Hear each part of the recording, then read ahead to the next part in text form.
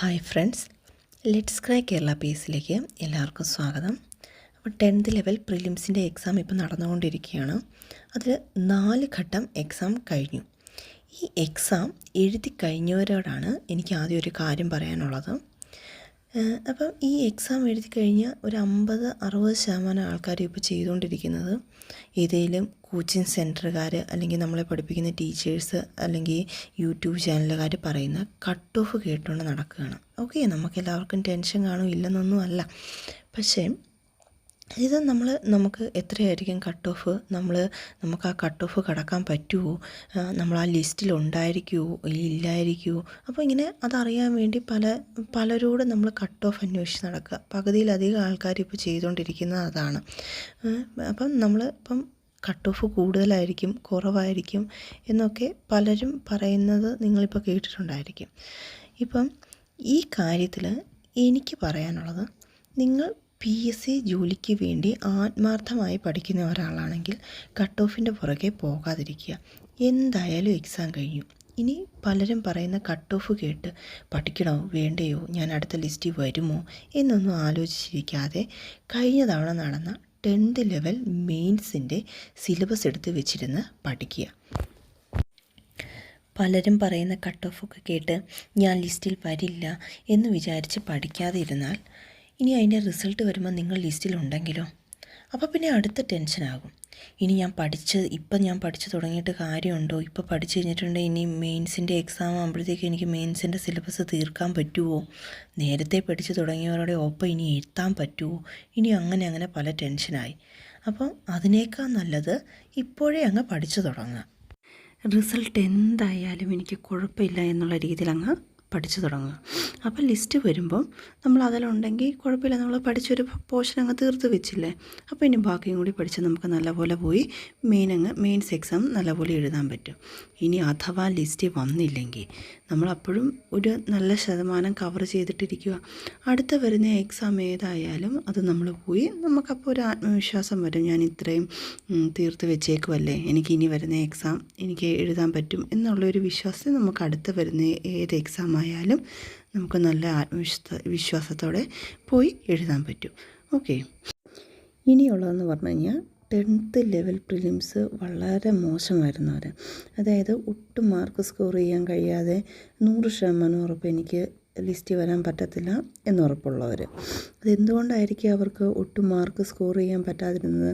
പ്രധാനമായും 2 റീസണുകളാണുള്ളത്. ഒന്നെന്ന് പറയുന്നത്, ഒന്നും നോക്കാതെ സിലബസ് പോലും ഉണ്ടോയെന്നറിയാതെ ചുമ്മാ പോയി ഒരു ഭാഗ്യപരീക്ഷണത്തിന് എഴുതുന്നവർ. അവരെ നമുക്ക് ഒന്നും ചെയ്യാൻ പറ്റത്തില്ല, കാരണം അവർക്ക് വേറെ എന്തെങ്കിലും ജോലി കാണും.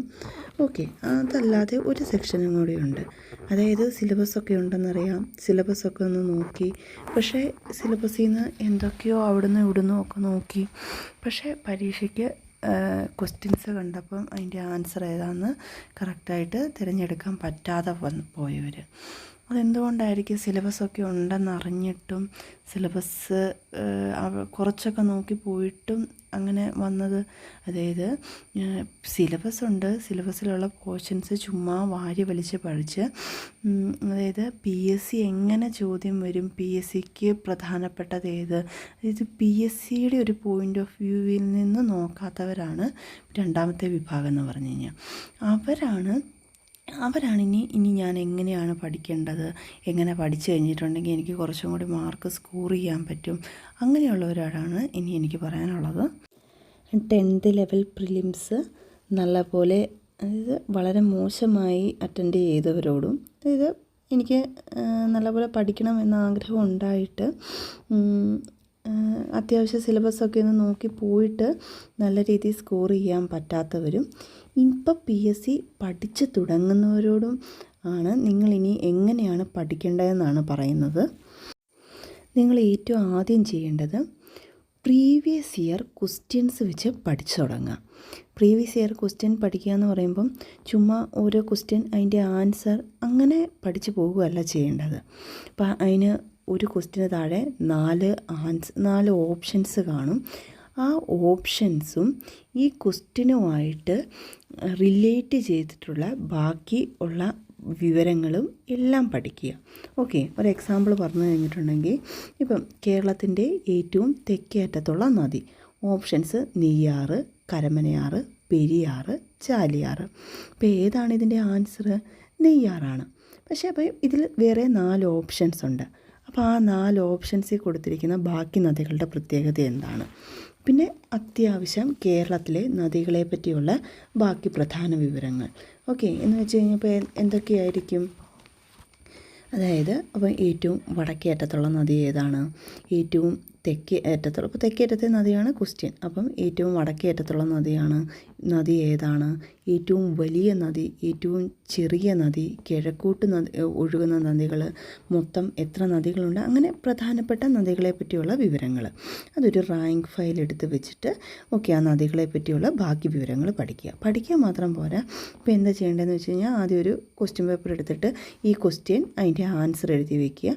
ഇതുമായിട്ട് റിലേറ്റ് ചെയ്തിട്ടുള്ള ബാക്കി ഫാക്ട്സ് എല്ലാം ഒരു ബുക്ക് എടുത്തിട്ട് ഈ ക്വസ്റ്റ്യൻ്റെ താഴെ എഴുതി വയ്ക്കുക. അങ്ങനെ ഒരു ക്വസ്റ്റ്യൻ പേപ്പർ മൊത്തം ചെയ്യുമ്പോൾ തന്നെ ആ ക്വസ്റ്റ്യൻസ്, അതായത് ആ ഒരു 50 GK ക്വസ്റ്റ്യൻസ് മാത്രമല്ല അതുമായിട്ട് റിലേറ്റ് ചെയ്തിട്ടുള്ള എല്ലാ കാര്യങ്ങളും നിങ്ങളപ്പോൾ പഠിച്ചു കഴിയും. അപ്പം പിന്നെ വേറൊരു ക്വസ്റ്റ്യൻ പേപ്പർ എടുത്ത് കഴിയുമ്പോൾ ഇത് പഠിച്ച ഒരു 10 ക്വസ്റ്റ്യൻ തന്നെ നമുക്ക് അടുത്ത ക്വസ്റ്റ്യൻ പേപ്പറിലും കാണാൻ തുടങ്ങും. അപ്പോൾ നിങ്ങൾക്ക് പിന്നെ ഒരു 40 ക്വസ്റ്റ്യൻ പഠിച്ചാൽ മതി. അപ്പോൾ അങ്ങനെ കുറേ ക്വസ്റ്റ്യൻ പേപ്പർ ഇങ്ങനെ ചെയ്ത് വരുമ്പം നമുക്ക് പിന്നെ കുറേ ഇങ്ങനെ റിപ്പീറ്റഡ് ക്വസ്റ്റ്യൻസ് അല്ലെങ്കിൽ ഇങ്ങനെ ഈ റിലേറ്റഡ് ഫാക്റ്റ് പഠിക്കുമ്പോൾ അതുമായിട്ട് അങ്ങനത്തെ കുറേ ക്വസ്റ്റ്യൻസ് കാണാം. അപ്പോൾ തന്നെ നമുക്കൊരു ആത്മവിശ്വാസം വരും, അയ്യോ ഇത് ഞാൻ പഠിച്ചതാണ്, അയ്യോ ഇപ്പോൾ എനിക്ക് എന്തൊക്കെയോ അറിയാം എന്ന് നമുക്ക് തന്നെ ഒരു ആത്മവിശ്വാസം വരും.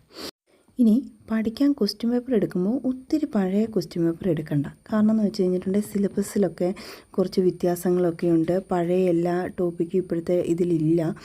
പിന്നെ 10, +2, ഡിഗ്രി അങ്ങനെ പല രീതിയിൽ അതിനൊക്കെ സിലബസ് വേറെയാണ്. അപ്പം പഠിക്കാൻ തുടങ്ങുന്ന, അതായത് PSC പഠിക്കാൻ തുടങ്ങുന്ന ഒരാൾ ഏറ്റവും ആദ്യം ചെയ്യേണ്ടത് ഇപ്പം ബേസിക് ടോപ്പിക് എന്ന് പറയുന്നത് 10th ലെവൽ പ്രിലിംസിൻ്റെ ടോപ്പിക്കാണ്. അപ്പം 10th ലെവൽ പ്രിലിംസിൻ്റെ ഇപ്പം എക്സാം നടന്നുകൊണ്ടിരിപ്പുണ്ട്. ഇപ്പോൾ ഒരു 4 സെറ്റ് കഴിഞ്ഞിട്ടുണ്ട്. അപ്പം അവിടെ ഒരു 4 ക്വസ്റ്റ്യൻ പേപ്പറുണ്ട്. അല്ലെങ്കിൽ ഇതിന് മുമ്പ് നടന്ന പ്രിലിംസിൻ്റെ 4-5 ക്വസ്റ്റ്യൻ പേപ്പറുണ്ട്. അപ്പം അതെടുത്ത് വെച്ചിട്ട് പഠിക്കാൻ തുടങ്ങുക. അപ്പം ഈ ആദ്യത്തെ പ്രിലിംസിൻ്റെ ഇപ്പം നടന്നുകൊണ്ടിരിക്കുന്ന പ്രിലിംസിൻ്റെയും കൂടി മൊത്തം ക്വസ്റ്റ്യൻ പേപ്പർ എടുത്തു കഴിഞ്ഞാൽ ഒരു 10-11 ക്വസ്റ്റ്യൻ പേപ്പർ കിട്ടും. ആ ക്വസ്റ്റ്യൻ പേപ്പറിലെ ഓരോ ക്വസ്റ്റ്യൻസ് ഇതേ രീതിയിൽ ഒരു ക്വസ്റ്റ്യന് 4 ഓപ്ഷൻ. അപ്പോൾ ആ 4 ഓപ്ഷനുകൾ, ഈ ഒരു ക്വസ്റ്റ്യൻ്റെ അനുബന്ധ വിവരങ്ങൾ, അങ്ങനെ എല്ലാം പഠിച്ചു കഴിയുമ്പോഴത്തേക്കും നമുക്ക് അത്യാവശ്യം ബേസിക് ആയിട്ടുള്ള അത്യാവശ്യം എല്ലാ വിവരങ്ങളും അപ്പം തന്നെ നമ്മൾ പഠിച്ചു കഴിയും. പിന്നെ അപ്പോഴത്തേക്കും നമുക്ക് ഏകദേശം പഠിക്കേണ്ട സിലബസ്, പിന്നെ നമുക്ക് സിലബസ് എടുത്ത് വെച്ച് നോക്കിയാലും ഏകദേശം എന്നാ പഠിക്കണം, നമ്മൾ എന്തൂരം എത്തി എന്നൊക്കെ നമുക്കൊന്ന് മനസ്സിലാക്കാൻ പറ്റും. അപ്പോൾ അത് കഴിഞ്ഞിട്ട് പിന്നെ നമ്മൾ ഈ പഴയ ക്വസ്റ്റ്യൻ പേപ്പർ കുറച്ചും കൂടി പുറകോട്ടുള്ള ക്വസ്റ്റ്യൻ പേപ്പറൊക്കെ എടുത്ത് വയ്ക്കുക.